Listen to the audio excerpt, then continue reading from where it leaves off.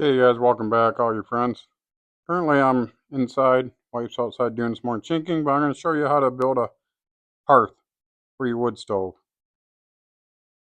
So here we go.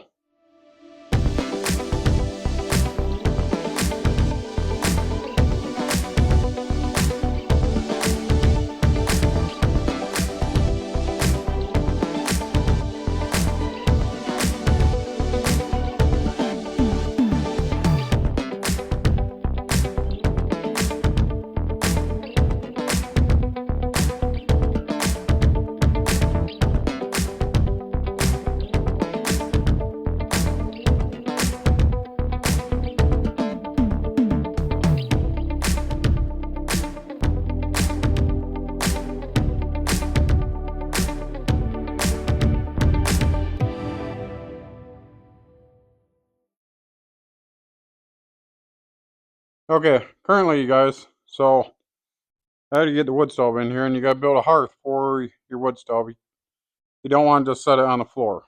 I know it's kind of dark in here because it's getting later at night. So I'm going to build this hearth.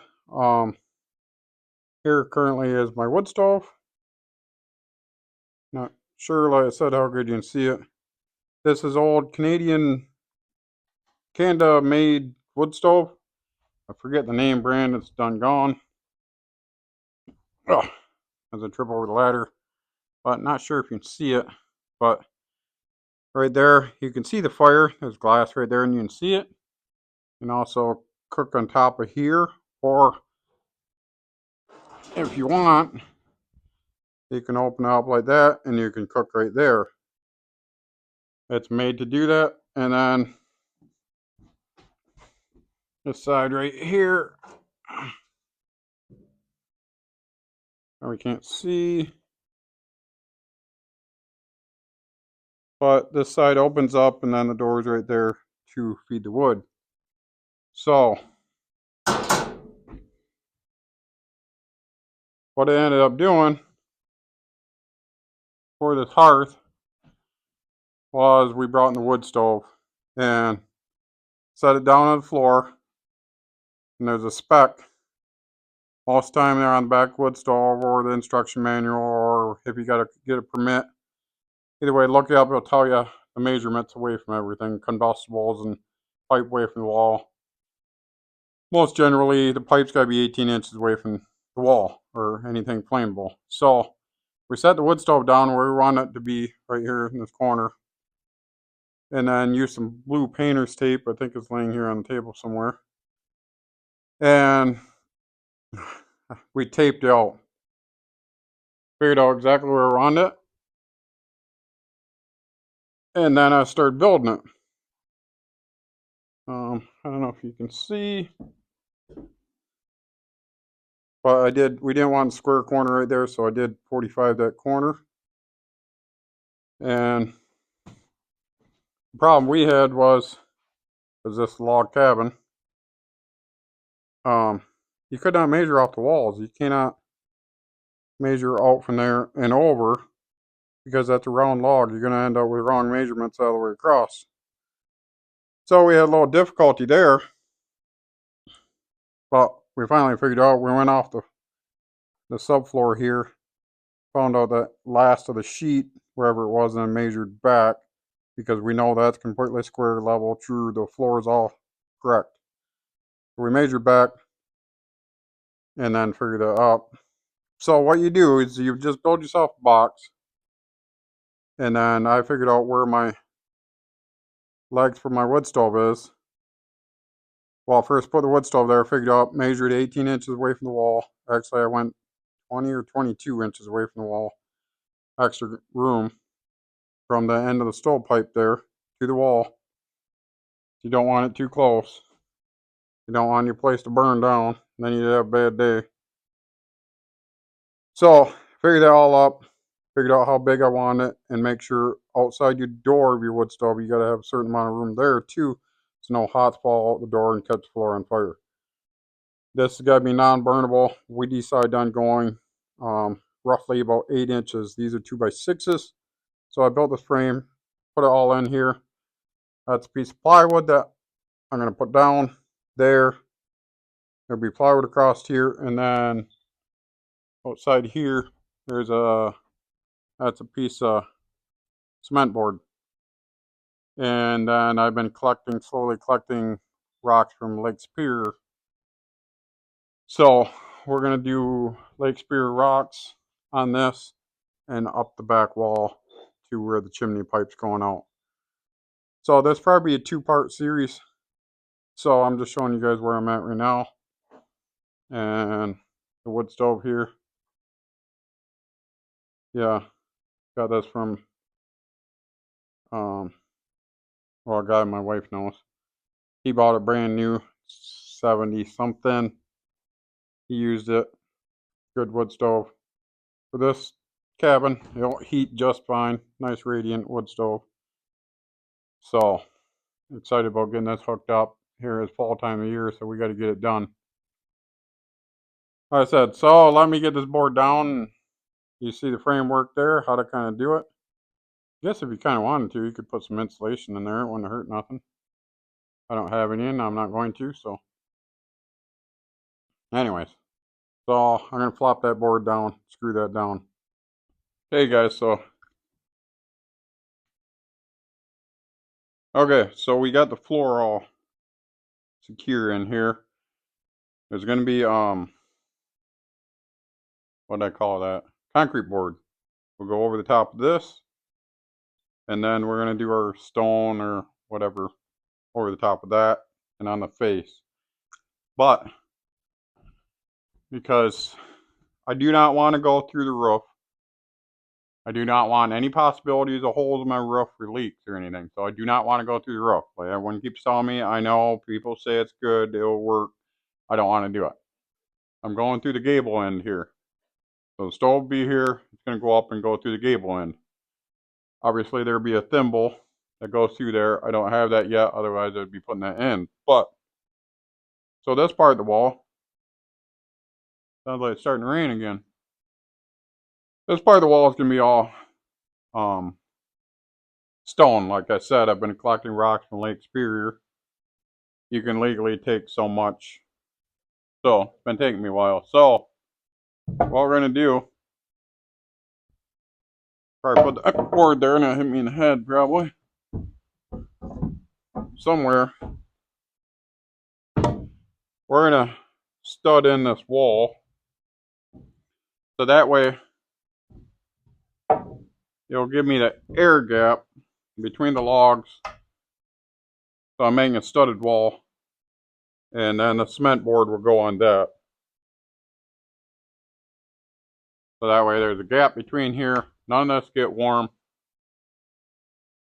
And I think it'll be good and safe and nice. Stones will go all the way up there. Yeah.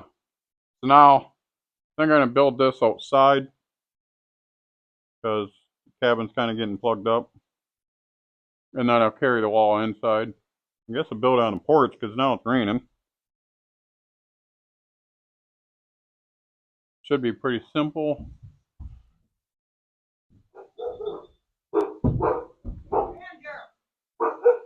So, take them out. I'm sure you guys seen how to stud a wall. I'm going to do the same thing. Pretty simple.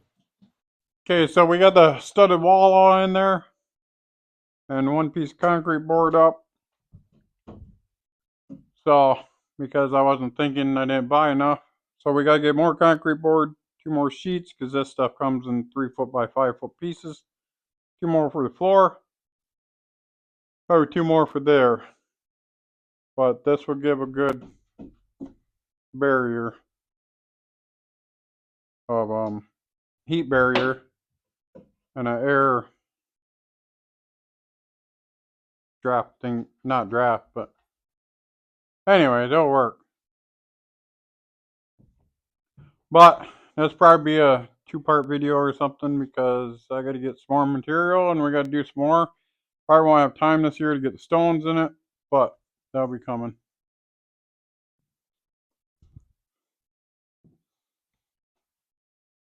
Okay, so I forgot where I left off in the last video because it's been a few days because I had to go get more materials. I only got 1 of sheetrock And then, of course, I got excited and forgot to videotape a lot of this. So, we got it's not sheetrock, it's concrete board or it's Durarock or something like that it's called. Anyways, it's a fire barrier, and also where, like I said, on the back wall we're going to do like superior stone, do that up, and you need this to the concrete to piece to stick to, whatever that means. So we got it down here, got the hearth, got that all done. And I think I showed in the last part of the video that we did this back wall. Well, we quit in here somewhere, and we did not like how this gap here, so I ended up taking that back off, putting in another stud, redoing this wall basically. Now we got that all studded in, that's all good. Got that Durarock up there, and kind of got the stove sitting here roughly where it's going to go. The gap between the wall and here, which I got to recheck, make sure that's correct. And I just kind of stuck some of the stovepipe on to kind of figure out. I did notice this one, like I said before, is going to turn and go through there through a thimble. So I'll have to go get another pipe, which I believe I have. Yes, I know I have it over there. So I got to go get it, but I'm pretty sure I don't need the full length, and I'm going to have to chop it, cut it.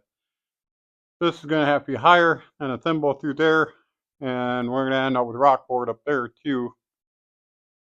Durarock or whatever this stuff's called. So we'll do that up there too, but this is roughly kind of where it's going. Like I said, this will probably be a couple part video, because we're going to do something. We looked at different material. We're not going to sure what we're going to do underneath the stove yet, but obviously it's just sitting here. But I don't know if you guys seen well before, but you can, lightly cook something there or warm up water or whatever. Then you can open it up. You can cook here. And then this is a Canadian built stove. Really good actually. And you can see this is all glass here, so you can see your fire. And if you want, flip this. And you can flip that up. Wonder if you can flip this down. I bet you. Yeah. So you can have an open fire like that if you want. And this goes quite a ways down in here, so you can have an open fire. Where is it? There's the ash door. So you can clean out your ashes. You can feed it that way. Or you can open up this side and feed your wood in here. So whichever way you want to feed it. But even though this is an older stove, it's in really good shape. Did read the reviews on it. This company is still manufacturing stoves in Canada. I don't know what the BTUs are of the stove. I don't know any of those specs. I didn't look it up. But the reviews on this stove, even though it's old, it's still really good.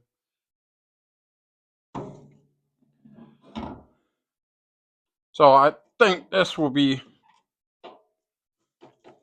I'm going to put a new rope seal in here. But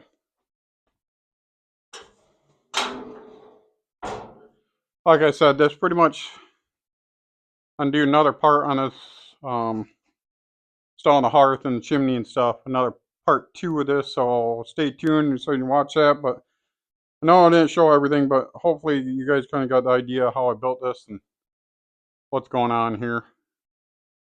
So don't let your disability hold you back. You want to do something, get out and do it. Stay tuned to the next one.